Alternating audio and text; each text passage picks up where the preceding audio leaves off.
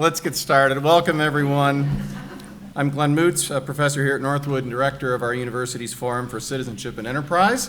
And since 2009, we've hosted a lot of really impressive people, but one of my very favorite things to do is to sponsor the last lectures of our retiring professors. It is their chance to share with you some parting wisdom and a chance for you to honor them. And tonight we present a Northwood legend, Professor Jeff Phillips.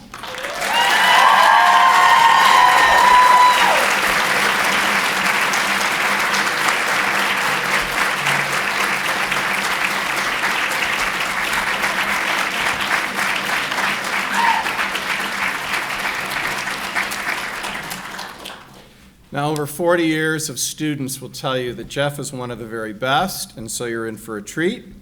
And while you may know about Jeff, the legendary professor, director of the honors program, founder of the honors symposium, department chair, professional standards chair, advisor to InterVarsity Christian Fellowship, community speaker, owner of a wall full of faculty excellence awards. If you need a room tiled, see Jeff. He has some faculty excellence awards you might be able to use. And now a published co-author on the intersection of Twin Peaks and philosophy. Here are a few more things to celebrate about Jeff. To know Jeff is to know his voice, which you'll hear soon. So it probably isn't surprising to learn that Jeff advised our campus radio station. Did you know we had a campus radio station, WJRN? Jeff is also an avid collector of radio shows, a great bit of Americana, and he owns over 200,000 of them. And he and my daughter share an interest in Johnny Dollar, which is a radio story about an insurance adjuster, if you can believe that. Showbiz is in Jeff's blood. He is a distant cousin of our 40th President, Ronald Reagan. He's also an avid collector of autographs, including original artwork, first editions, and presidential autographs, including a personalized autograph of John F. Kennedy, which the president signed in the Rose Garden for Jeff after his uncle, who was a political cartoonist, told the president that Jeff had a crush on Caroline.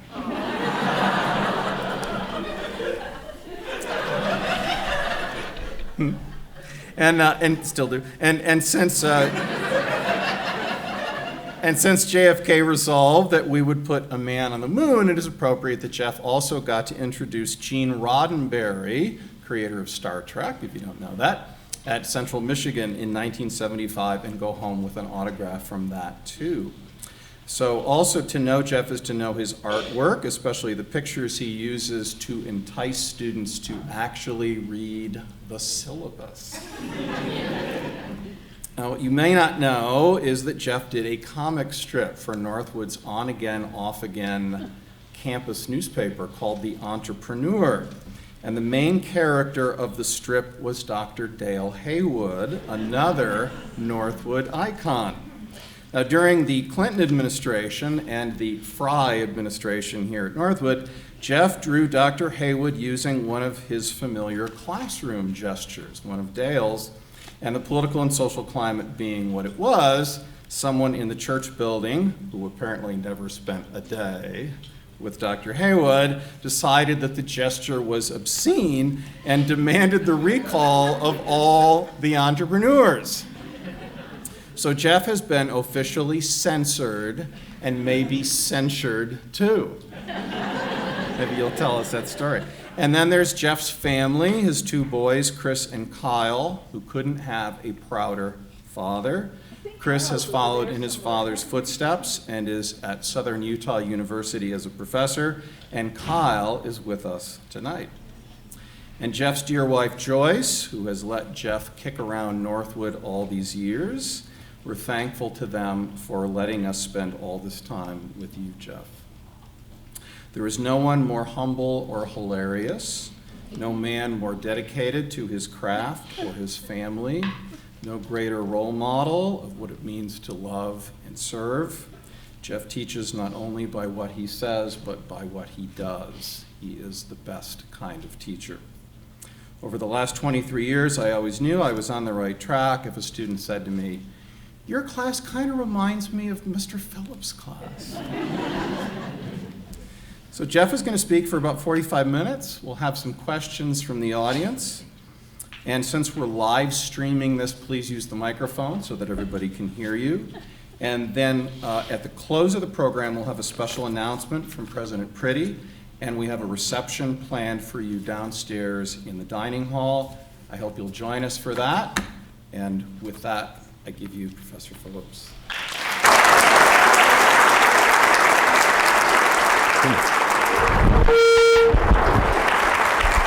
Excuse me.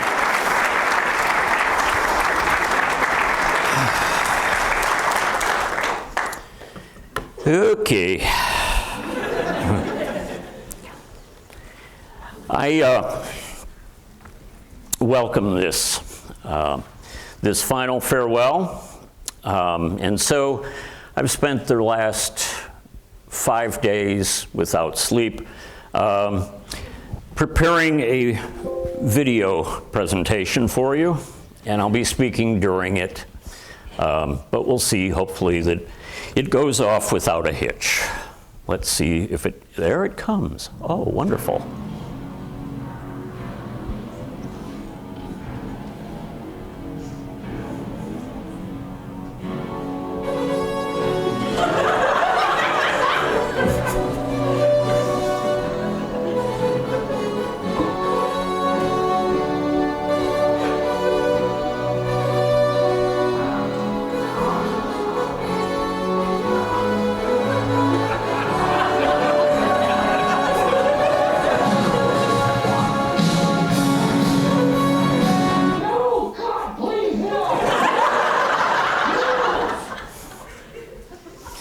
My sons hate that song.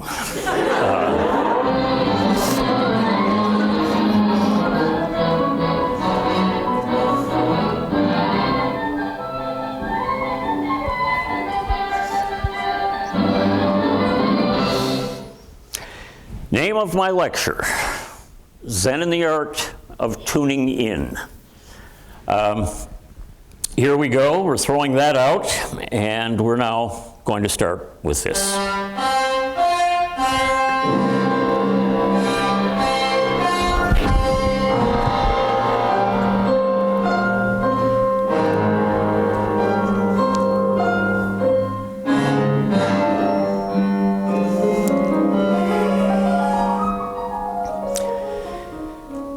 The invocation is the invitation. It doesn't interest me what you do for a living. I want to know what you ache for. And if you dare to dream of meeting your heart's longing. It doesn't interest me how old you are. I want to know if you will risk looking like a fool for love, for your dreams, for the adventure of being alive. It doesn't interest me what planets are squaring your moon.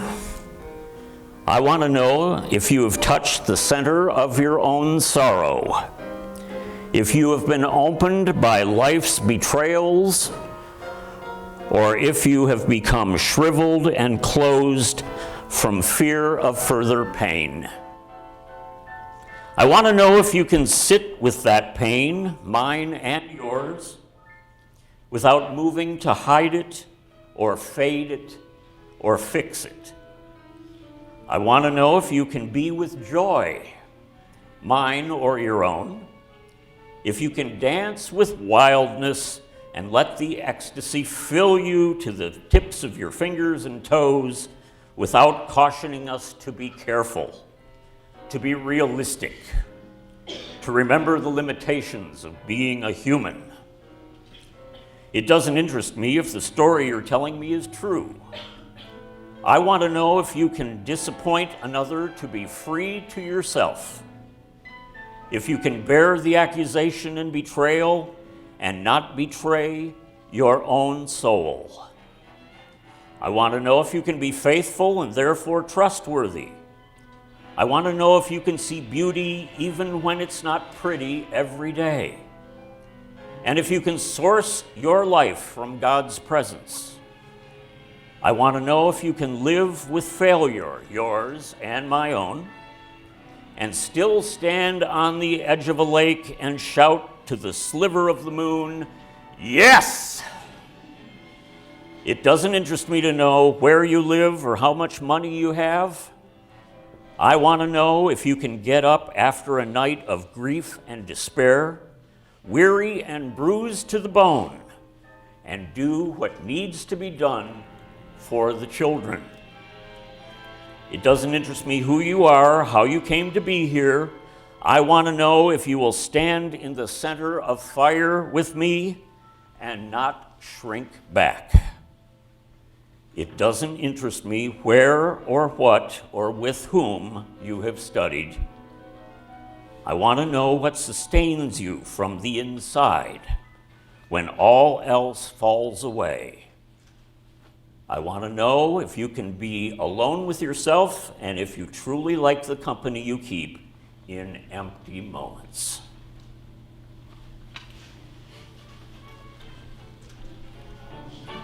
Now here's the funny stuff. The answer is 42. For those of you who have not read The Hitchhiker's Guide to the Galaxy, there's a well-known story about a computer that had all of the knowledge in the universe stepped into it. The answer, it said, to the meaning of life was 42. And so, we're going to talk about attitudes. Step 1, attitudes are caught, not taught. W.C. Fields was once approached by a young woman. You're moving too fast, you stupid slide. W.C. Fields was once approached by a woman who said, Mr. Fields, you are fat and disgusting, and you are drunk. And he said, Madam, I am better than you are because tomorrow I will wake up sober and you will still be fat and ugly. That's catching an attitude. Keep in mind that the attitude you send is the one you will receive. Winston Churchill was approached by Lady Astor once, and she said to him, Sir Winston, if you were my husband, I would poison that tea you're drinking. To which he responded, Lady Astor, if you were my wife, I would drink that tea. Many times our attitudes are not aware, we are not aware of our attitudes and what attitudes we're sending people. And so it takes a special type of individual to recognize, yeah, you know, we all carry attitudes with us. They kind of generate by halos out of us. That's one of my favorite cartoons of all time because it is absolutely steeped in anarchy. Warner Brothers cartoons are hilarious because Daffy always gets his beak blown up. And you know what? I made it through watching all of those cartoons and I have yet to kill a person. So I'm kind of thinking, that's okay.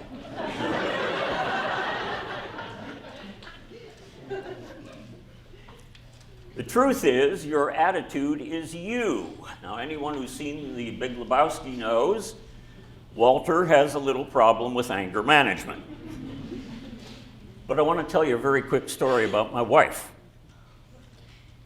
Attitudes are very clear reflections of who we are. We are projecting ourselves when we project our attitudes. And because we're unaware of what those attitudes are a lot of the time, we don't take stock of it. My wife is the most beautiful woman on the face of the earth to me. And I walked into the back door one day after work, and she was standing there at the sink. I don't mean this to sound sexist. Please understand. But it was like walking into a Norman Rockwell painting. I mean, it was the picture of domesticity. And I just fell in love with this woman all over again. It was like, I am so blessed to have a woman who's making dinner for me. This is just so cool. And I walked over to her, and I hope this isn't indelicate, but if it is, I apologize in advance. My favorite spot on my wife is this little cushion of bone and flesh.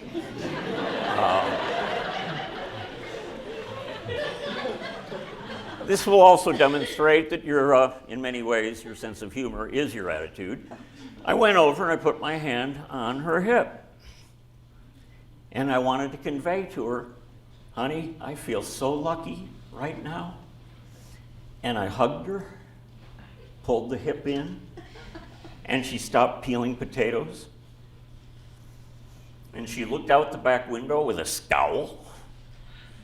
And she said, you take your hand off me. Like she was going to start crying. And I thought, whoa, I'm not the UPS man.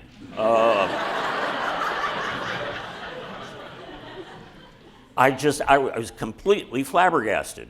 And I looked at her and I said, what?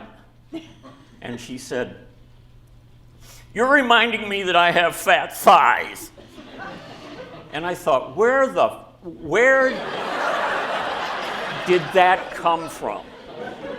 Because that wasn't anything in me. I don't want you. And I was absolutely lost for words.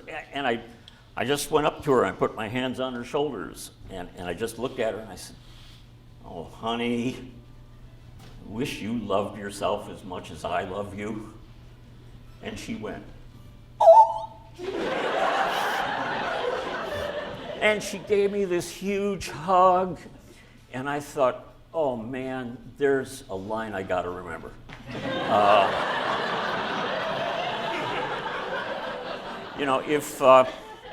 If you don't get anything else out of this talk, remember that. It's gender neutral, okay? Honey, I wish you loved yourself as much as I love you. It's a great line. Absolutely amazing. I did not hit her. It's not true. It's bullshit. I did not hit her. I did not. Oh, hi, Mark. You are tearing me apart, Lisa. This is from the worst movie ever made. That's Tommy Wiseau. The Disaster Artist, if you've seen that movie, this is the original, okay? And that little thing was saying, sometimes our attitudes go out of focus. Sometimes we don't even recognize that our attitudes are spiraling out of control. We don't recognize sometimes, gee, I'm really developing a bad attitude here. And I promised myself I wasn't going to say this, but I guess I'm going to. The best illustration I can give you to that, you folks, many of you probably remember Dale Haywood. Dr. Haywood was, in my mind, one of the most influential people I've ever met in my life. Kindest man, most wonderful friend. I defy you to find anybody who would mean as much to you as Dale. And one day, you have to understand this, Dale's purpose at the lunch bunch, we have a lunch bunch, we have a table where all of the faculty congregate. You've probably seen us, some of you. We congregate there, and Dale's role, which he assumed, but we never told him do this, Dale's role was to come in and give us an idea that we were supposed to discuss that day.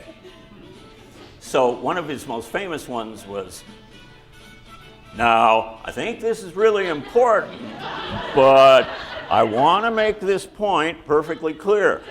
I want to get your ideas here because this is very important. It's been bothering me.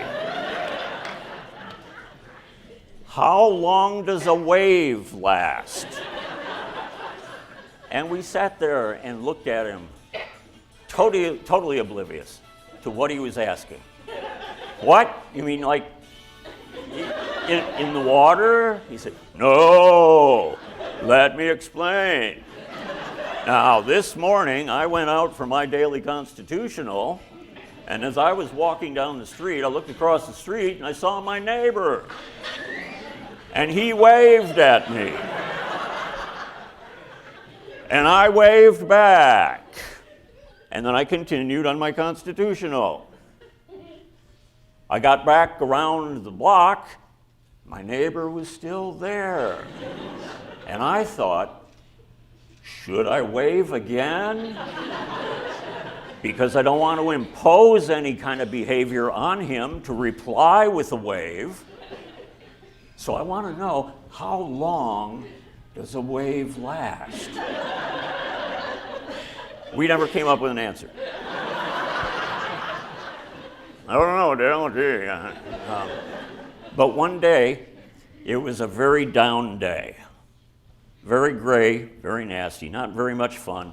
Nobody was really spitting out the jokes and laughing and so on and so forth.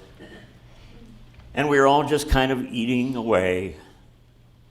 And Dale looked up, and we said, here it comes. This will get us started. He looked up, he said, not that it matters to anyone, you understand, but I have to tell you, this is probably the finest salad I've had in weeks. Now, I'm an idiot, so you get that kind of prompt. I looked at him, I said, oh, no, Dale, I think it's really important that we know that this is a really good salad. But personally, I'd want to know whether that lettuce was imported or domestic. And if it was imported, was it subject to tariff? And Dale went.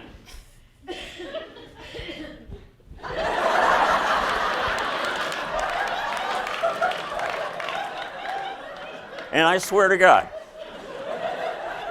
you can ask Barb Sumi, because she was there. I just went, did Dale just flip me off? And I looked at Barb, and she said, yeah, he did.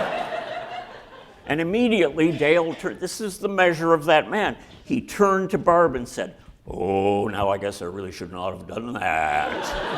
You know? Attitudes go out of focus.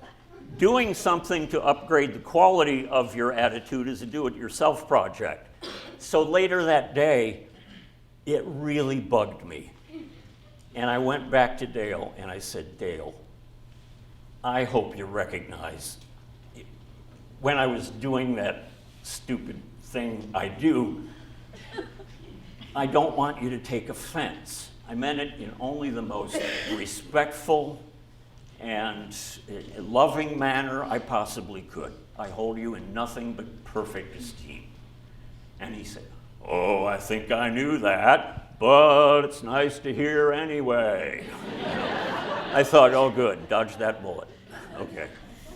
Because here, the whole issue of attitudes in the final analysis comes down to this too. Environments of negativism simply increase the challenge. Now, if the slides were slower, and that's on me, I was trying to just get out in time, make them fast, talk faster. You'll notice that the first letter of each thing will spell attitude. Attitudes are caught, not taught, the truth is, and so on and so on and so on. That's why there's so many of these things. Environments of negativism only increase the challenge. For a long time, and I'm sorry for anybody who's ever been in any of my classes, but I have to say it again, case studies have proven that 77% of what we think on a daily basis is negative. That we spend better than 3/4 of every day thinking about what we shouldn't do and what we don't care about, and so on and so forth. Take any form of the word no, and suddenly what do you have there? You have a negative, which means you're going to be focused a little bit more on that than all the good stuff that can come through us. So, apologize in advance for this one. This is not a dirty joke, but it uses an expletive. So are there any young people watching this anywhere? Please walk out of the room. Case study. people were trying to determine whether it was the old nature or nurture in argument that made us determine whether we were going to be positive or negative all the way through our lives. Were we born that way, or was it the way we were raised that caused us to be positive or negative? Scientists got together and got two little boys, 5-year-old,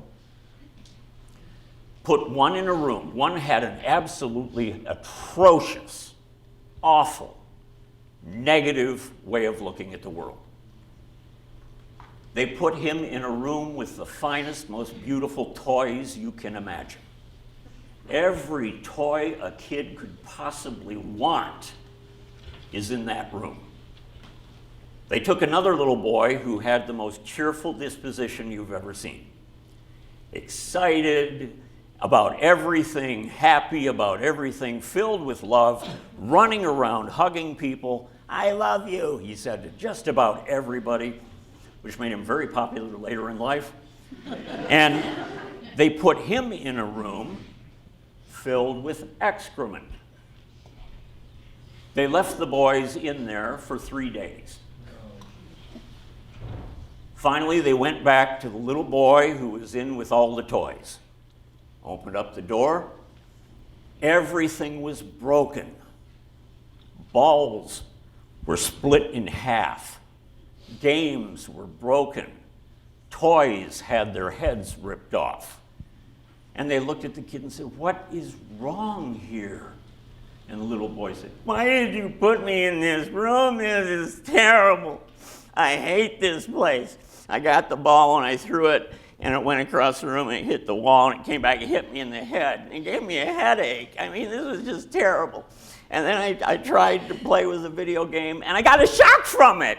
And it was just, why did you do this to me? Why did you put me into this horrible environment to torture me so?" And the doctors walked out and said, "Well, evidently the environment didn't have too much to do with his attitude. It's still pretty crummy."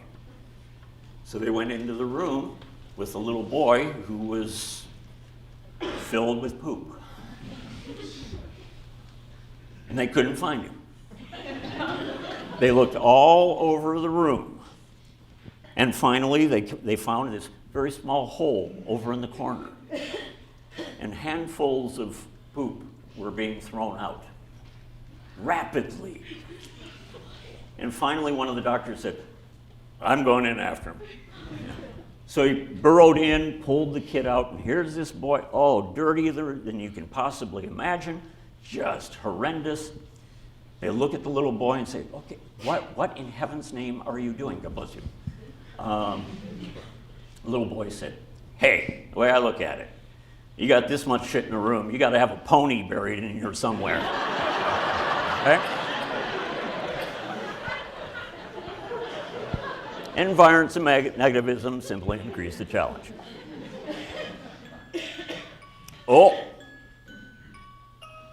Hold it right there. It's the intermission time. Whoa! Here we go, folks. This is the intermission.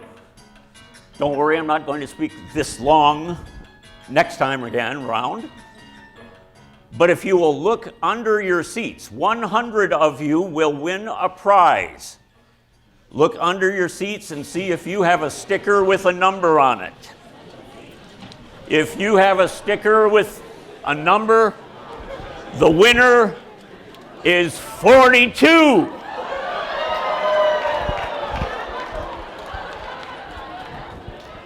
You get a car. You get a car. You get a car.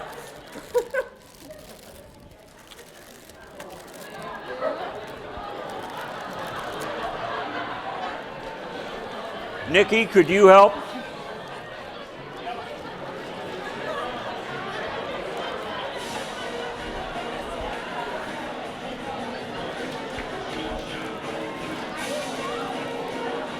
Dave, can I enlist your help? Burr, burr, burr.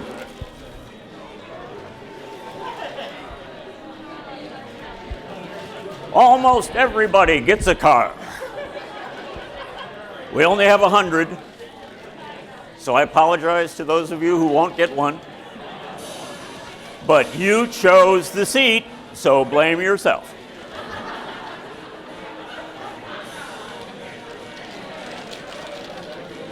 The good people who are helping me right now, Dave Marsh, please give him a round of applause. Fantastic man. Wonderful influence. Nikki Haywood Gonzalez, Dale Haywood's daughter, who was also my paper person, as was her brother. He was a paper boy. She was a paper person. Don't sit down yet, Hosanna. This is my daughter-in-law, Hosanna, and my son, Kyle.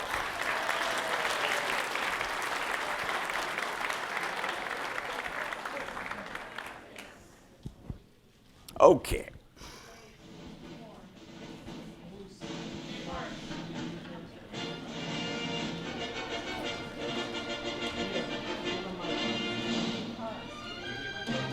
Inside this room, all of my dreams become realities.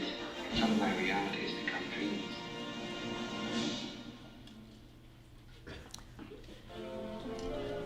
The first half of the talk was just about concept.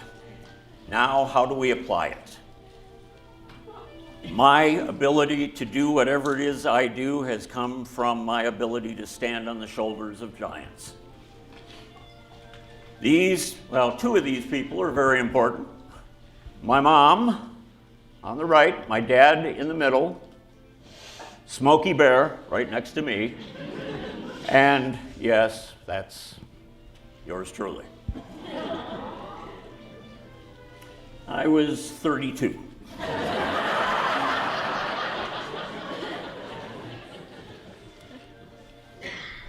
Five years after I entered this world, I was blessed with this beautiful young lady who is my sister Jerry, who recently retired after teaching special education classes for the better part of 30 years.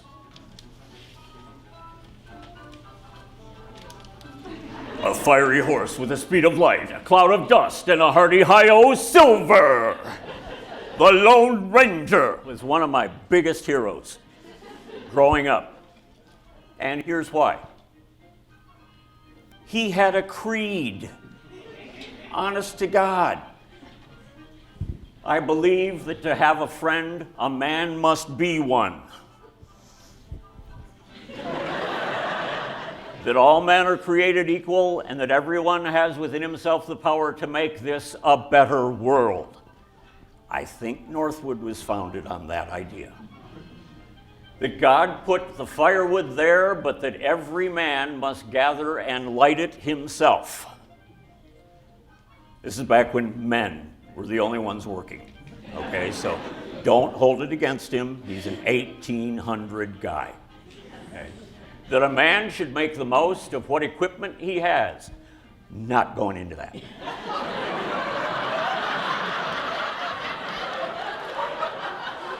In being prepared physically, mentally, and morally to fight when necessary for that which is right. That this government of the people, by the people, and for the people shall live always. No applause for that? All right, fine. That men should live by the rule of what is best for the greatest number. Dr. Moots, what philosophy do we call that? You win. Did you get a car? You did get a car, all right. Nothing else. That sooner or later, somewhere, somehow, we must settle with the world and make payment for what we have taken. No such thing as a free lunch. That all things change, but the truth, and the truth alone, lives on forever. I believe in my Creator, my country, my fellow people. I like that. Yes, it's Superman, strange visitor from another planet who came to Earth with powers and abilities far beyond those of mortal men.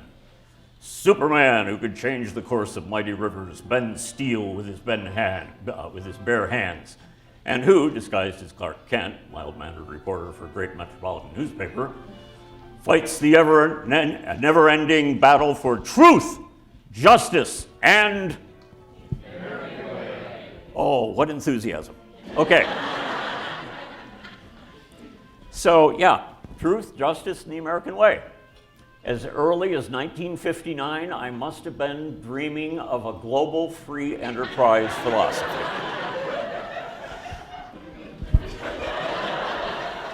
Dr. Pretty's over there.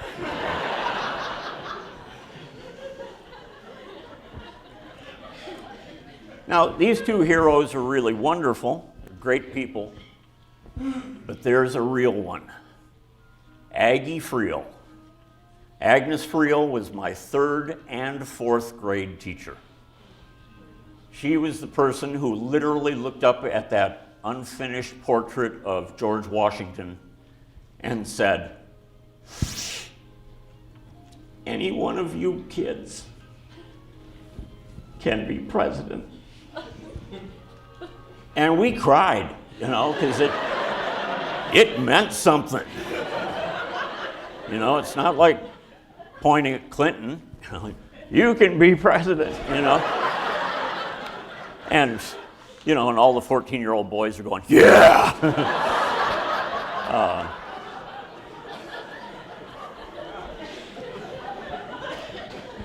Little bit of trivia. Aggie died in 1973. She was also my father's teacher. My dad had her in 3rd and 4th grade, too. An amazing lady.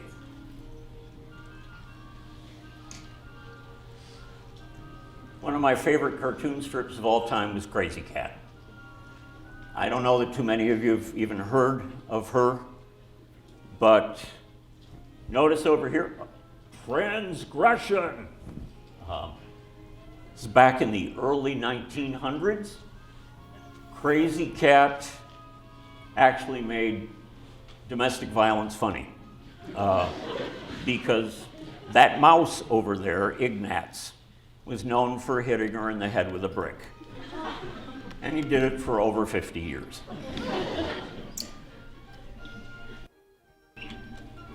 My uncle Frank Williams was a cartoonist for the Detroit Free Press for about 40 years. And it was he who got the autographed picture of John Kennedy for me. Also got to go to London with him and my aunt in 1970, where I met Harold Wilson and got his autograph. That was the Prime Minister of England at that time. And met probably 60 different editorial cartoonists across the continental United States. Also met one of the princesses, Princess Anne. She wouldn't give out any autographs. So. Okay, flash forward through the awkward high school years and college years. Bad time. But this is where it led me. 3 couples, 2 generations in one glorious day. My mom and dad are over here on the right. Obviously, my wife and I are in the center, and her parents are over here. My wife and I are the only 2 left alive now, but we don't plan to check out anytime early, so. Here's the love of my life. This is my wife. Pay no attention to the man standing next to her. Ew. But this is my favorite picture of my wife. It really captures the grace and the beauty and the steadfastness. I am just incredibly blessed that she suffered lapse of reason 40 years ago this August.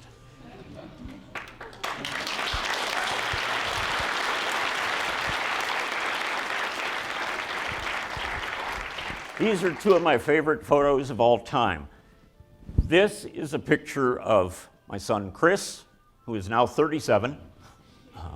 And this is a picture of me and Kyle, who is almost 30. I don't know why that's important, but I just thought I'd throw it. More trivia.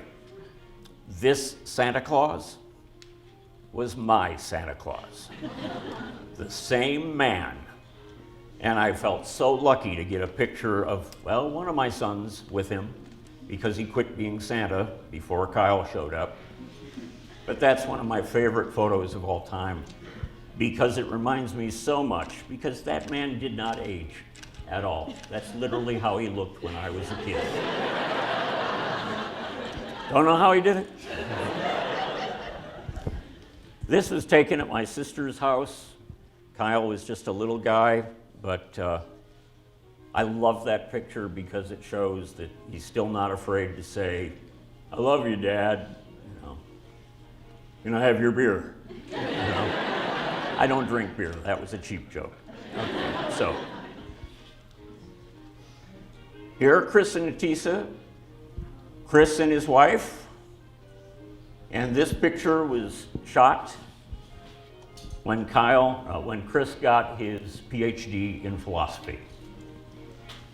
Tisa wrote us a note and said, "I'm married to a doctor," and sent us this picture.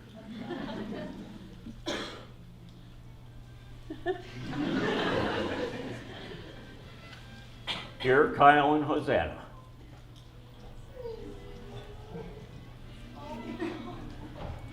I dare them to look any different than they do right there in that picture. I swear to God, they've been married over a year. We're going on 2 years. And incidentally, Chris and Tisa got married on August 5th. Joyce and I got married on August 5th. Kyle and Hosanna got married on August 5th. Our whole family will never forget when we got married. This is a very cool shot. I don't know how many of you have seen Wes Anderson's movie, Moonrise Kingdom. If you haven't, go out and get it. It's absolutely the most charming thing you've ever seen. Kyle and Hosanna decided to pose in exactly the same shots that the movie shot. And we've got, how many do we have? 40 at least. Yeah, probably 40 different shots of scenes from the movie. My sons have had brushes with giants too. Kyle has been hanging with Turquoise Jeep. Okay, show of hands. How many of you have heard of Turquoise Jeep? 2? Yeah, but you're one of them. 2. Okay, 3 people. Yeah. Hot diggity. Did my best, dude. Chris actually met Tommy Wiseau, who's the star, director, producer of The Room.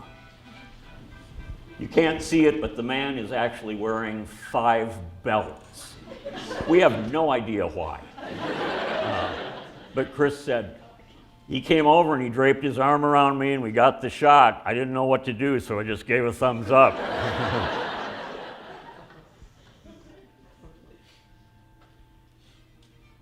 Ha. Okay, quick disclaimer. Anyone attending this presentation should voluntarily include him or herself in this retrospective because no one should feel slighted in any way. You're all quality people. It's just that I only had so much time and I can only jam so many pictures in, so you're not slighted in any way. This is a photo of Robert Pirsig. Anyone who has spent more than 32 seconds in my presence has probably heard me talk about Pirsig. But let's move on. Here are the giants. Northwood Honor Roll. These are the people who have guided us through the honors program. think you recognize the front row there. Might even recognize a couple people in the next row. You can see their names here. Big shout out to Jamie Burns, Chandra Malvaganum, Lance Lewis, Margaret Collarelli, and Patty Hart Tim. These are the people who really pushed me with the honors program and made it into something great. I take absolutely no credit for anything that went right with it. These are the people who had my back. These are 4 of my brothers in arms. Cliff Harris. Cliff is my brother. Glenn Moots. And Coach Leonard Haynes, who I still swear has the best smile on campus. And Lou Ferenzi, who's not at Northwood anymore, but doggone it, that's one of the greatest photos I've ever gotten of it. Lou Ferenzi had that taken at the Stella contest when they were doing, where was it held? You remember? Where is it? New Orleans. Yep. You're supposed to go down, there's a photographer up there, and they say, okay, give us your best Brando scream of Stella. So Lou stripped right down. Stella! That's what you see.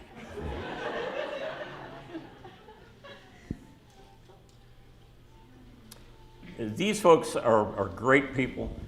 Dr. Robert Grube, former student and now really important guy, gives a lot of money to the college, so I feel obligated to say that.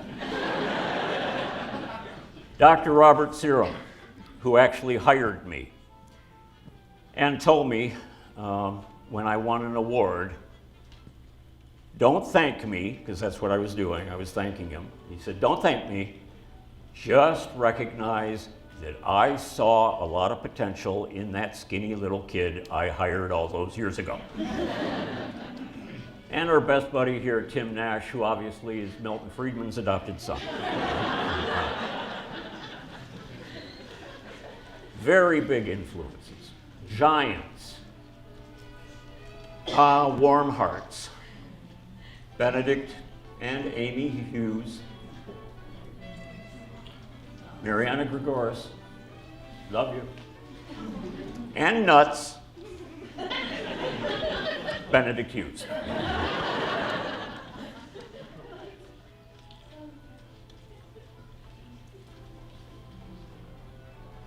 More group, Stacy Romanchuk, John Grether, Jill Olette, and Chandran Malvaganum. This was taken in our backyard where I was only allowed to drink water. And the lasting influence of Tom Neal. And for those of you who never knew Tom, you missed out. What an amazing, funny, wonderful man he was. Could always get us going, and usually picked fights with Dr. Haywood. Dale would say, well, I'm going on a cruise. And Tom would say, well, I like cruises. I really like cruises, because everything is paid for. And that would rile up Dale. Oh my goodness. Okay, giving more support than the Tridge, Gene Beckham. Buddy of mine, Andrew Iwamasa, who owns the comic book store in town. And Theresa George, who has really been doing an absolutely spectacular job, one of the true unsung heroes of Northwood. She's beyond the pale.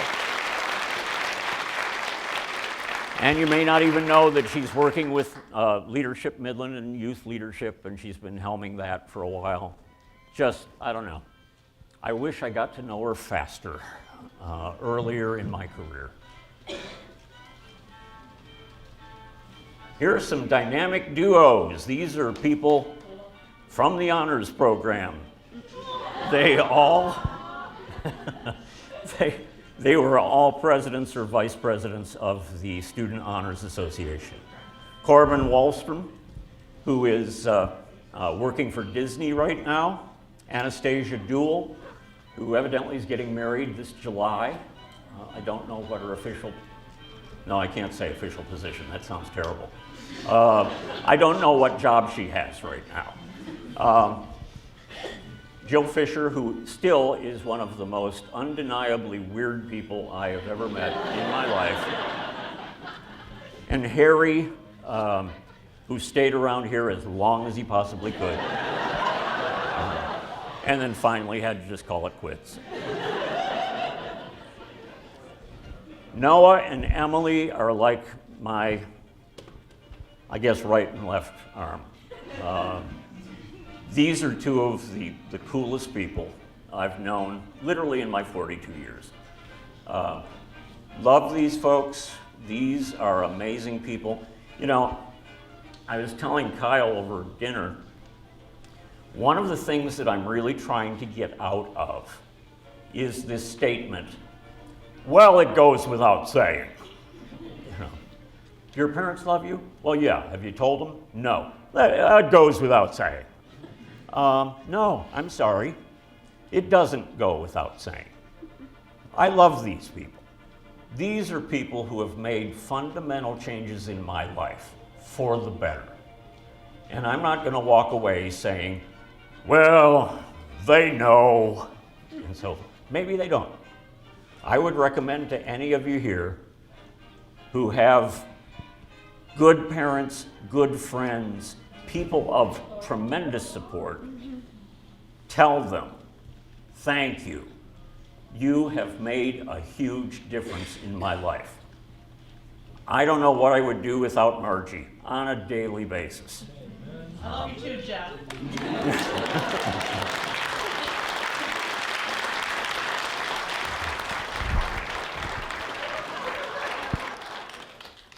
Stacy Thurston has been here, I think, forever. I think she came with the buildings. But she's amazingly young, okay? You couldn't ask for more help on this campus. She has saved my backside so many times, I don't even know how to say thank you anymore. Amazing lady. Carmel Yvonne, when it comes time for anything with honors and registrarial functions, she's my godsend. She has done everything, absolutely amazing. And Rachel Spear, with her son Trey, was one of the first students many, many, many years ago who actually came into the office and just talked to me. Not because she wanted a higher grade. She just wanted to talk. And it was like, why are you here? And she said, I just want to talk. And I said, to me? So I celebrate her family. Great people. Sahara Hune, I call her Desert Flower because of her first name, Sahara. Laura Walton. Laura's sister had a brain aneurysm during a term when I was working with Laura, and I've never seen a woman show such fortitude and grace as she continued to work through the class and the issues of her sister, who is now doing well. Alex Gardner. I don't know what to say. Alex is probably one of the top 2 favorite people at Northwood of all time. She took 3 years of honors on the committee and made them work. And what an amazing young woman she is. And Caitlin, God bless her, she took this incredible photograph of the loons and won this huge award for it. And as soon as I saw it, I wrote to her and said, I've got to have a poster of that. And she said, we can get that done. And she gave me this incredible, well, I paid for it, this really beautiful incredible picture, and I made her sign it because artists always have to sign their work. These people are relatively recent to Northwood, but boy, they're going to stick with me for the rest of my life. Here are the founding members, some of them, of the Lunch Bunch. Jay Chandran, Barb Sumi, Jamie Burns, Bill Bateman, Donna Wagner. Oh, I skipped you, Jay. You're over in the other picture. And Mariana. 42 years of amazing, wonderful lunches. I got to teach afternoon classes because of these people. They saved me. Oh my God, I got a class this afternoon. Oh, okay, well, let's just talk about funny stuff. Okay. And it was wonderful.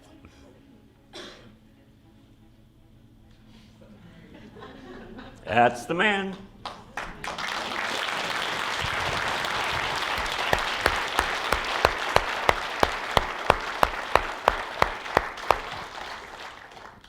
Quite honestly, that's a family right there. Kurt and Nikki and Marcia and Dale are some of the finest people I have ever met, bar none. These are just extraordinary people who have continued to leave this world so much better than when they first entered. God, I wish everybody could be like you guys. I mean that. And the award for best friend, biggest heart, most spirit-filled heart, goes to Barb Sumi.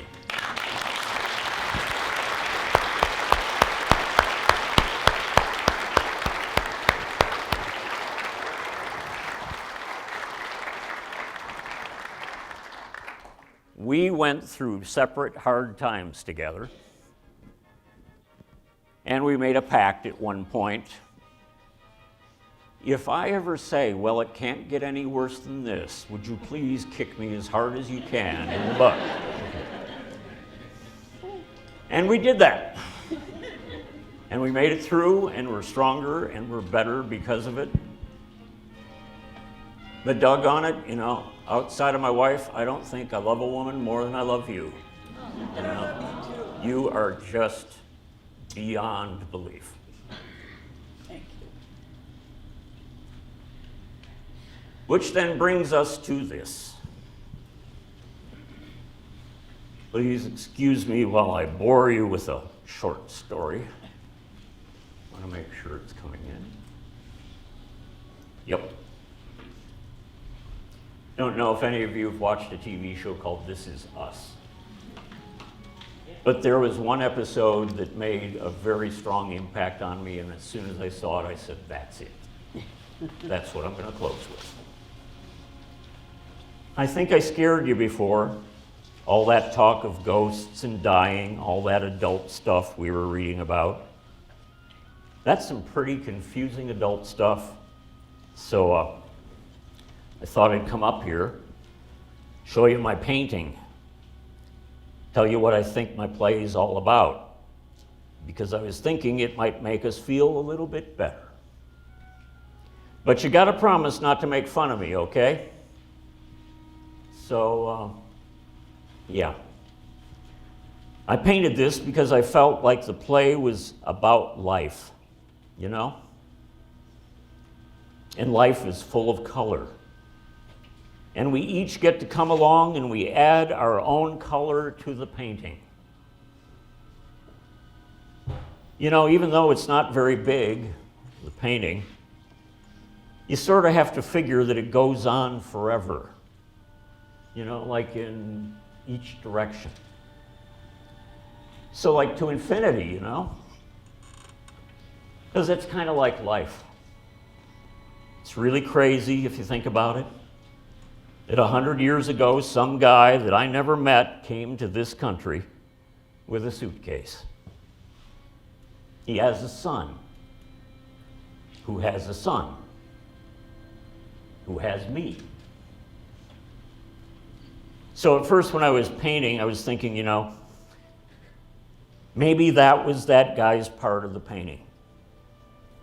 And then down here, that's my part. And then I started to think, well, what if we're all in this painting? Everywhere. And what if we're in the painting before we're born? And what if we're in it after we die? And these colors that we keep adding, they just keep getting added on top of one another till eventually we're not even different colors anymore. We're just one thing, one painting. My dad, he's not with us anymore. He's not alive, but he's with us. He's with me every day.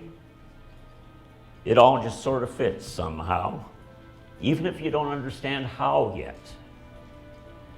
People will die in our lives, people that we love. In the future, maybe tomorrow, maybe years from now. I mean, it's kind of beautiful, right?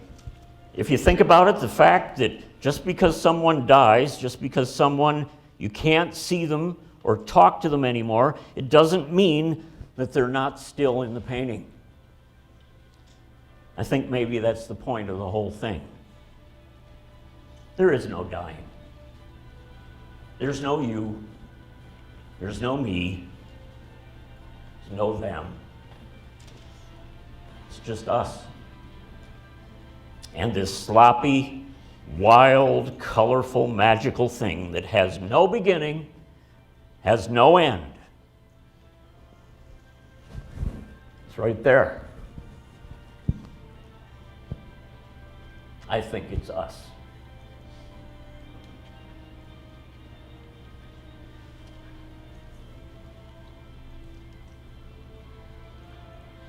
Benediction. May those who love us. And for those who don't love us, may God turn their hearts. And if he doesn't turn their hearts, may he turn their ankles. So we will know them by their limping. Amen.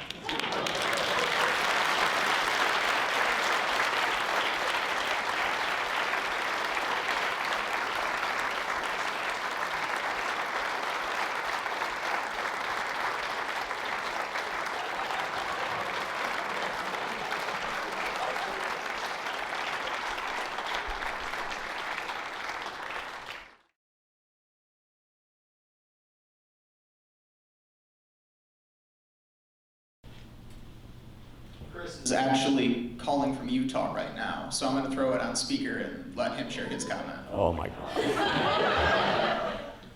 You're on, dude. Hey there. Hey, how's it going? It's going great. Have you been able to see any of this stuff? I have seen the whole thing. Oh, no. Are you okay with what I said about you? Everything you said is great. Oh, good. Okay. Check is in the mail. Because I wanted to say that since it doesn't go without saying, I think you're awesome, and I'm sorry that I couldn't be there today. I had to deliver some lectures that were decidedly unimpressive after what I just saw.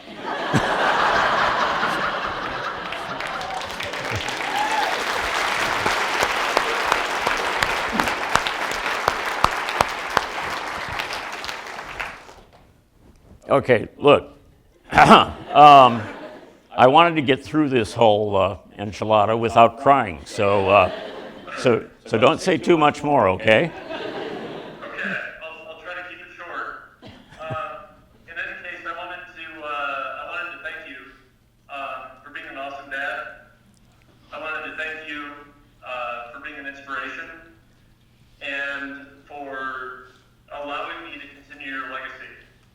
Oh, dude, you've already passed it. You know, I mean, that's no biggie. You've already, you and your brother are taking this to the next dimension. I'm just retiring. Well, if Facebook is any indication, the post that I shared yesterday of the two of us suggests that your influence is greater than mine by a large amount.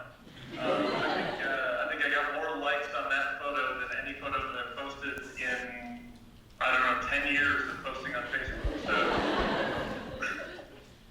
Look, you're in the will. So, you know, I appreciate everything you said, and I know it's from your heart. all right. Well, So, I'm gonna turn it back to Kyle since he has the mic. I love you a whole bunch, and I'm really proud of you, and congratulations on your retirement, Dad. I love you too. Give my best to Tisa.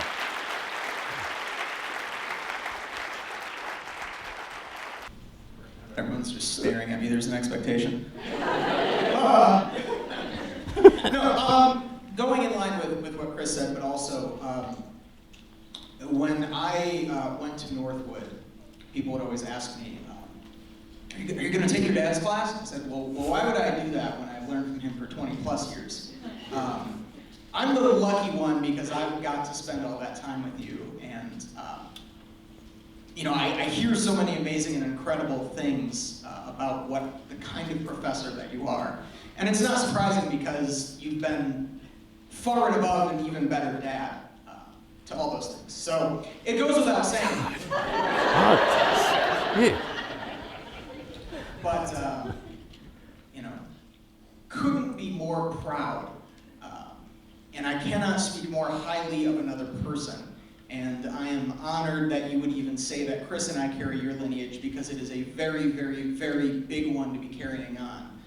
But we love you and we're proud of you, and we are so, I'm just glad that Jose and I had the chance to be able to be here and witness this, because this has been incredible. And it's interesting getting a taste of what your presenting is versus your fathering, because although they're different, they still carry the same wit, the same heart, and the same integrity. So thank you. Jeez.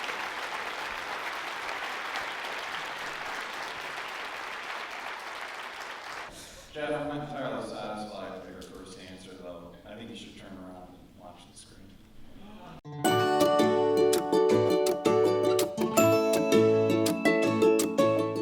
Professor Phillips has always took the time to send me emails and thank me. And when I always looked up to him as a legend on campus, he always took the time to thank me, share special words of encouragement, but also make sure that I knew how loved I was. And coming from a man like Mr. Phillips, it meant the world to me. One of the things that I remember you most is supporting me through winning the MILB Photo of the Year. I really appreciate all the kind words you said to me, and through the things that you taught me within the classroom and outside the classroom, honestly really did help me to win that photo. So I really appreciate everything you've done for me, for expanding my creativity, and just for inspiring me to be a better person all around within my business and just my personal aspect of life. So thank you so much, and I truly, truly will never forget everything that you did for me here.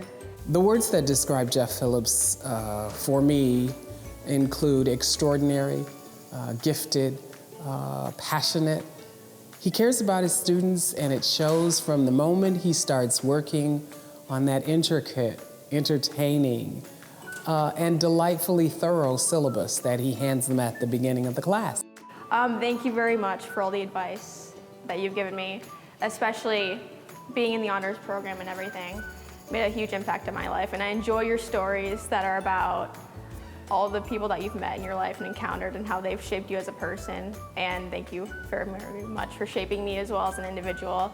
and happy retirement, and we're all gonna miss you here. Professor Phillips is a quirky guy. He's an amazing personality. His stories are memorable and relatable. He cares about all of his students, and all those memories will forever be remembered through Northwood and all of the students here. I remember the first time I was walking past one of his classrooms, and I was listening to the video from Meatloaf, the Paradise by the Dashboard Lights, and I thought, wow, what a professor to be able to engage his students in such an interesting way. And when I was speaking with him afterwards, he was telling me that he was explaining to them the honors English class, you know, the parallelism between the two things that were going on, but, you know, with that video, with that song. And so I thought it was great to be able to pull that into a class. So I just hope he can keep that spirit wherever he goes, and wish him well in all of his adventures. I was asked to share a time that you made me laugh, and I couldn't pick just one because you're always funny. And then if I had to pick a favorite memory, it would either be going to see The Circle and getting a thing of popcorn that was big enough to put a fat baby inside and had our commentary, or it would be the time that I made you a card that asked you not to die and your reaction. And I'd like to thank you personally for everything you've done for Northwood and for myself. I had him for my first class coming to college. It was a Monday afternoon. He just kind of started my college career on the right foot with his charming wit, with his intelligence. He really kind of made me look at life in a different way and grasp that M word we all know and love, meaning of everything. I wish you the best, Professor Phillips, and by the way, Twin Peaks, I'm on it this summer. You are one of the faculty members I want to emulate. Your love and compassion, energy, your excitement of teaching. I'd love to have students think of me like they think of you, because you're very beloved. I am thankful that my husband got to hear you speak, because I get flowers much more often, and you know exactly why. So all the best, and we'll miss you very much. The reason I've used the word timeless to refer to Professor Phillips is because not only is what he wears timeless, but I still use the techniques I learned in writing from his report writing class that I took as a junior in college. The things he taught me then are still things I use today. Congratulations on your retirement. Jeff, may you fondly reflect on the thousands of lives you have touched with your joy of the written word. May you find peace in knowing that you've made a difference in the world. May the gods of retirement shine brightly on your future. May you enjoy all of the retirement adventures that come your way. Your Northwood friends, family, and students are going to miss you a lot. Who's going to bring me my Diet Mountain Dew? Actually, a quick story. In 2016, my sister was in the hospital and she was on life support at one point, and I was getting a lot of texts and emails and calls from friends and family, but Professor Phillips has stood out the most because we just got done talking about how words have no meaning in his class, and it was called the container myth, and they only, words only have meaning which we give to them. And so he emailed me and said, there are no words right now for what you're going through, but just know that so many people are there and thinking about you and your sister and praying for you. And that actually meant more to me than pretty much any other text, call, email I got from anyone else, and it gave me a lot of comfort in that time. So I really appreciate that, and appreciate all of the time and effort he puts into his classes. And I hope you have a great retirement, and you deserve it. Jeff, before I knew you as a witty and amazing Northwood professor, I knew you as a fun and loving father for Chris and Kyle, a caring and devoted husband to Joyce, a true friend to my dad. Thank you for everything you've done for my family, the Northwood family, countless students, and the betterment of humankind. I hope you enjoy retirement and find time to catch up on all those movies you saved on Betamax. Professor Phillips, I know that I don't have to say how influential you've been in my life. You've really, from the start of my time at Northwood, you've really been a big impression on me. You've mentored me through the honors program, and you've taken the time to sit with me and talk to me about, life and television and the media and society, and I feel like I've been able to think a lot higher than I would have before. I'm truly, truly going to miss you. And I know I'm very emotional, but you've really made such an impact on my life. I wish I could keep you here for one more year, because when I graduate, you can do whatever you want, but I know it's your time to retire. I understand that. I want nothing but the best for you, but just know I'm gonna miss you. Go, relax, travel a lot, pack your suitcase, go to warm weather, have fun, make your schedule your own, and then come back and visit us regularly. I know I'd love to see you, and so would the rest of the campus.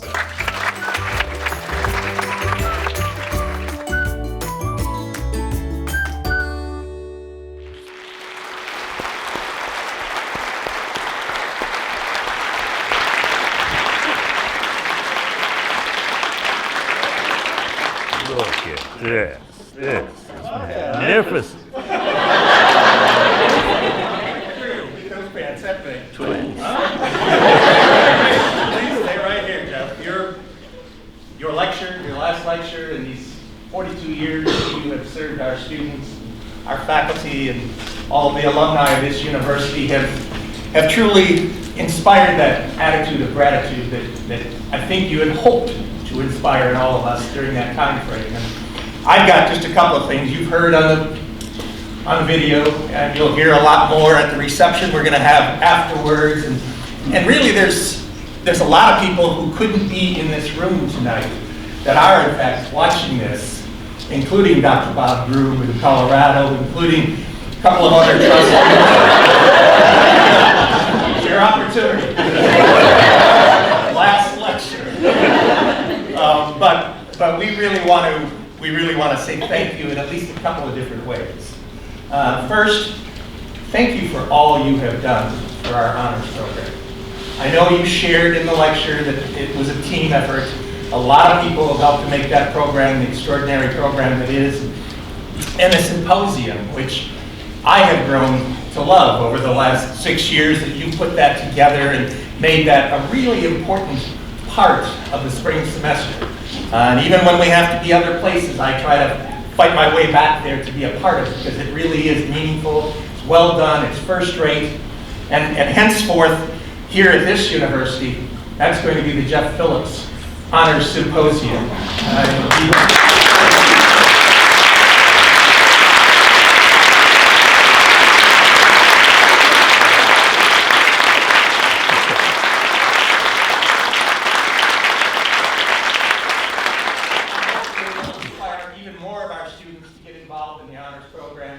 And even more of those students to go off and have the success like so many on the video and so many others that are in this room this evening that really have benefited from your guidance and your leadership.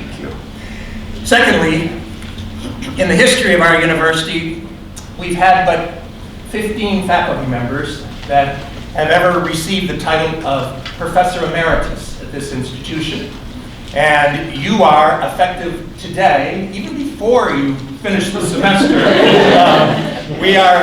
We would, with great honor, like to name you Professor Emeritus of Northwood University for your service to our students, to your faculty colleagues, and to all of our alumni.